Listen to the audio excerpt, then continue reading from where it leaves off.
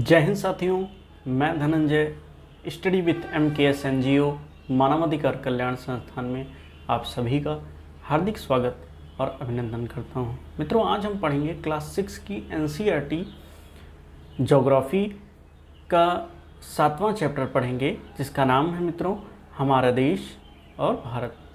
हमारा देश भारत। चलिए शुरू करते हैं मित्रों। भारत एक बहुत भौगोलिक विस्तार वाला देश है, बहुत बड़े भौगोलिक विस्तार वाला देश है। उत्तर में यह हिमालय के ऊंचे शिखरों से घिरा है, पश्चिम में अरब सागर, पूर्व में बंगाल की खाड़ी तथा दक्षिण में हिंद महासागर भारतीय प्रायद्वीप के तटों पर लहराते हैं। मित्रों, भारत का क्षेत्रफल जो मित्रों है वो 32.8 लाख वर्ग किलोमीटर है। उत्तर में लद्दाख से लेकर दक्षिण में कन्याकुमारी तक लगभग 3200 किलोमीटर है तथा पूर्व में अरुणाचल प्रदेश से लेकर पश्चिम में कच्छ तक इसका विस्तार मित्रों 2900 किलोमीटर तक है। मित्रों, ऊंचे ऊंचे पर्वत भारतीय मरुस्थल, उत्तरी मैदान, आसमान, पठारी सतह, तटीय भाग एवं द्वीप समूह स्थल रूपों की विभिन्नता को दर्शाते हैं। यहाँ जलवायु, वनस्पति, वन्य जीवों के साथ साथ भाषा एवं संस्कृति में भी बहुत भिन्नता है। इस भिन्नता से भी हम एकता को पाते हैं। मित्रों, आइए हम इस फैक्ट को जान लेते हैं कि प्रायद्वीप अब होता क्या है। तो प्रायद्वीप स्थल का वह भाग है जो तीन तरफ से जल से घिरा हो, इसलिए हम भारत को भारतीय प्रायद्वीप भी कहते हैं। आइए आगे हम बढ़ते हैं। मित्रों, यहाँ जलवायु, वनस्पति, वन्य जीवों के साथ साथ भाषा एवं संस्कृति में भी बहुत भिन्नता है। इस भिन्नता में भी हम एकता को पाते हैं जो हमारी परंपराओं में दिखती है। यही कारण है मित्रों कि हम एक राष्ट्र में बंधे हैं। वर्ष 2011 से अब तक भारत की आबादी 120 करोड़ से भी अधिक हो चुकी है। मित्रों, यह चीन के बाद विश्व का दूसरा सबसे अधिक जनसंख्या वाला देश है। आइए आगे बढ़ते हैं मित्रों, जो रोचक तथ्य है इसको जान लेते हैं। बड़े देश जिनका विस्तार पूर्व से पश्चिम की ओर बहुत अधिक होता है, वह पूरे देश का मानक समय एक नहीं होता है। जैसे संयुक्त राज्य अमेरिका में 7, कनाडा में 6। क्या आपको पता है कि रूस में कितने होते हैं मित्रों? आइए हम आगे बढ़ते हैं। हमारा दूसरा टॉपिक है मित्रों स्थिति। भारत का उत्तरी गोलार्ध में स्थित है। कर्क रेखा 23.5 डिग्री उत्तर देश के लगभग मध्य भाग से होकर गुजरती है। दक्षिण से उत्तर की ओर भारत की मुख्य भूमि का विस्तार 8 डिग्री 4 उत्तर तथा 37 डिग्री 6 उत्तर अक्षांशों के बीच, पश्चिम से लेकर पूर्व तक भारत का विस्तार 68 डिग्री 7 पूर्व तथा 97 डिग्री 25 पूर्व देशांतर के बीच है। अगर हम विश्व को पूर्वी एवं पश्चिमी गोलार्ध में बांटें तो भारत की स्थिति किस गोलार्ध में होगी मित्रों? तो बहुत बड़े देशांतरीय विस्तार लगभग 29 डिग्री के कारण यहाँ के दो छोर पर स्थित स्थानों के स्थानीय समय में बहुत अधिक अंतर हो सकता था। इस तरह की दूरी पर स्थित दो स्थानों के बीच का समय अंतर लगभग 2 घंटे का होता है। जैसा कि आपने पढ़ा कि प्रत्येक 1 डिग्री देशांतर के लिए स्थानीय समय में 4 मिनट का अंतर होता है। पश्चिम में गुजरात की अपेक्षा पूर्व के अरुणाचल प्रदेश में सूर्योदय लगभग 2 घंटे पहले होता है। आप पहले पढ़ चुके हैं कि 82.5 डिग्री पूर्व देशांतर के स्थानीय समय को भारत का समय क्यों माना गया है। इस यामोत्तर को भारत का मानक समय भी कहा जाता है। भारत के पड़ोसी देश मित्रों, तो 7 देशों को स्थलीय सीमाएं इनकी सीमाओं से जुड़ी हैं। भारत के साथ 7 देशों की स्थलीय सीमाएं जुड़ी हैं मित्रों। 7.1 चित्र में आप उन देशों का नाम पता कर सकते हैं, जैसे अफ़गानिस्तान है, पाकिस्तान है, चीन है, भूटान है, बांग्लादेश है, म्यांमार है और श्रीलंका है मित्रों। आइए आगे बढ़ते हैं। ये है पॉलिटिकल मैप। मित्रों, इनमें से कौन से देश हैं जिनकी सीमाएं समुद्र से नहीं जुड़ी हैं? दक्षिण में समुद्र में स्थित 2 द्वीप श्रीलंका तथा मालदीव हमारे पड़ोसी हैं। पाक जल संधि भारत को श्रीलंका से अलग करती है मित्रों। राजनीतिक एवं प्रशासनिक विभाजन। मित्रों, भारत एक विशाल देश है। प्रशासनिक क्रियाकलापों के लिए देश को 28 राज्यों में 8 केंद्र शासित प्रदेशों में विभाजित किया गया है मित्रों। दिल्ली भारत की राजधानी है। राज्यों का निर्माण मुख्यतः भाषाओं के आधार पर किया गया है मित्रों। आइए हम थोड़े से रोचक तथ्य जानते हैं।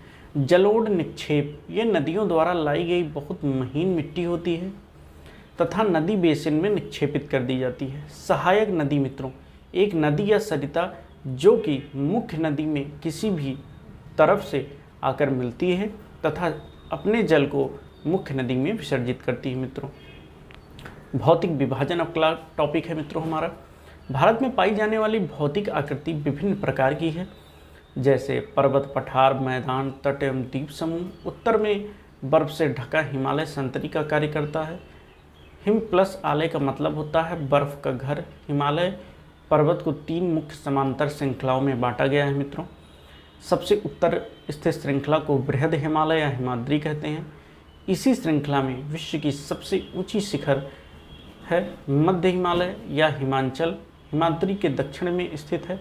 बहुत से लोकप्रिय पहाड़ी स्थान यहाँ स्थित हैं। 5 पहाड़ी स्थानों के नाम बताइए। शिवालिक सबसे दक्षिण में स्थित श्रृंखला है। हिमालय के दक्षिण में भारत का उत्तरी मैदान स्थित है। ये मैदान समतल तथा सपाट हैं। ये मैदान सिंधु, गंगा तथा ब्रह्मपुत्र द्वारा तथा इनकी सहायक नदियों के द्वारा लाए गए जलोढ़ निक्षेपणों से बने हैं। नदियों के मैदान कृषि के लिए उपजाऊ भूमि प्रदान करते हैं। यही कारण है मित्रों कि इन मैदानों में जनसंख्या अधिक है। आइए हम थोड़ा रोचक तथ्य जानते हैं। गंगा एवं ब्रह्मपुत्र नदियाँ विश्व के सबसे बड़े डेल्टा का निर्माण करती हैं, जिसे सुंदरबन का डेल्टा कहा जाता है। इस डेल्टा की आकृति त्रिभुजाकार है। डेल्टा स्थल का वह भाग है जो नदियों के मुहाने पर बनता है। जहाँ नदियाँ समुद्र में प्रवेश करती हैं उस जगह को नदी का मुहाना कहते हैं मित्रों। आइए हम आगे बढ़ते हैं। भारत के पश्चिम में भारतीय महामरुस्थल है या शुष्क, गर्म एवं रेतीला स्थल है। यहाँ वनस्पति की बहुत कम मात्रा है। उत्तरी मैदान में दक्षिण में प्रायद्वीपीय पठार स्थित है। इसकी आकृति त्रिभुजाकार है मित्रों। इसका धरातल काफ़ी ऊंचा नीचा है। इन क्षेत्रों में बहुत सी पहाड़ियाँ, श्रृंखलाएँ तथा घाटियाँ स्थित हैं। इसके उत्तर पश्चिम में अरावली श्रृंखला स्थित है जो विश्व की सबसे पुरानी श्रृंखला है। विंध्याचल एवं सतपुड़ा भी महत्वपूर्ण श्रृंखलाएँ हैं मित्रों। इन श्रृंखलाओं से होकर नर्मदा, ताप्ती नदियाँ बहती हैं। ये पश्चिम की तरफ बहने वाली नदियाँ हैं जो अरब सागर में गिरती हैं मित्रों। इस पठार के पश्चिम में पश्चिमी घाट एवं सहेंद्रिक तथा पूर्व में पूर्वी घाट स्थित है मित्रों। पश्चिमी घाट का विस्तार एक समान में है, जबकि पूर्वी घाट बीच बीच में टूटा हुआ एवं असमान है मित्रों। इन पठारों में खनिजों जैसे कोयला एवं लौह की प्रचुर मात्रा पाई जाती है। पश्चिमी घाट के पश्चिम में पूर्वी घाट के पूर्व में तटीय मैदान स्थित है। पश्चिम तटीय मैदान काफ़ी सकरे हैं। पूर्वी तटीय मैदान जो है मित्रों, ये अपेक्षाकृत चौड़े हैं। वहाँ पूर्व की ओर बहने वाली कई नदियाँ हैं। महानदी, गोदावरी, कृष्णा तथा कावेरी बंगाल की खाड़ी में गिरती हैं। ये नदियाँ अपने मुहाने पर उपजाऊ डेल्टा का निर्माण करती हैं। बंगाल की खाड़ी में गंगा एवं ब्रह्मपुत्र नदियों के मुहाने पर सुंदरबन का डेल्टा है। आइए हम कुछ रोचक तथ्यों को जानते हैं। इसमें बहुत सी लड़कियों का नाम जो है मित्रों वो नदियों के नाम पर होता है, जैसे यमुना, मंदाकिनी, कावेरी। क्या आप आसपास की किसी लड़की को जानते हैं जिसका नाम किसी नदी के आधार पर है? या अपने माता पिता तथा दूसरों की सहायता से इस प्रकार के नामों की सूची आप तैयार कर सकते हैं मित्रों। एक दूसरा फैक्ट है, प्रवाल छोटे समुद्र जीवों के कंकाल हैं जिसे पालिप कहा जाता है। जब जीवित पालिप मरते हैं तब उनका कंकाल बच जाता है। अन्य पालिप की वृद्धि इन ठोस कंकालों के ऊपर होती है जो बढ़ते बढ़ते काफ़ी ऊंचे हो जाते हैं। इस प्रकार प्रवाल द्वीपों का निर्माण होता है और प्रवाल द्वीपों को दिखाता है मित्रों। आगे बढ़ते हैं मित्रों कि वहाँ पूर्व की ओर बढ़ने वाली नदियाँ महानदी, गोदावरी, कृष्णा तथा कावेरी बंगाल की खाड़ी में गिरती हैं। ये नदियाँ अपने मुहाने पर उपजाऊ डेल्टा का निर्माण करती हैं। बंगाल की खाड़ी में गंगा, ब्रह्मपुत्र नदियों के मुहाने पर सुंदरबन का डेल्टा स्थित है मित्रों। ये देखिए सुनामी की कविताएं बच्चों ने यहाँ लिखी हैं, इसको आप पढ़ सकते हैं, पढ़िएगा। आगे बढ़ते हैं मित्रों। भारत में 2 द्वीप समूह हैं। लक्षद्वीप समूह अरब में स्थित है। ये केरल के तट से कुछ दूर स्थित प्रवाल द्वीप है। अंडमान एवं निकोबार द्वीप समूह भारत से दक्षिण पूर्व दिशा में बंगाल की खाड़ी में स्थित है। क्या आप जानते हैं कि कौन सा द्वीप समूह वर्ष 2004 में सुनामी से प्रभावित हुआ था? समाचार पत्रों में लोगों से बातचीत के जरिए जानकारी प्राप्त कीजिए। जब सुनामी भारतीय तट से टकराई थी तो किस प्रकार लोगों ने अलग अलग तरीके से चुनौती का सामना किया था? सुनामी एक विशाल सागरीय तरंग है जो समुद्र तल पर भूकंप के कारण उत्पन्न होती है। इसी के साथ मित्रों हमारा ये चैप्टर हमारा देश भारत यहीं पे समाप्त होता है। मिलते हैं अगले नेक्स्ट वीडियो में इसके अभ्यास प्रश्न के साथ। तब तक के लिए मित्रों जय हिंद, जय भारत, वंदे मातरम। नमस्कार मित्रों।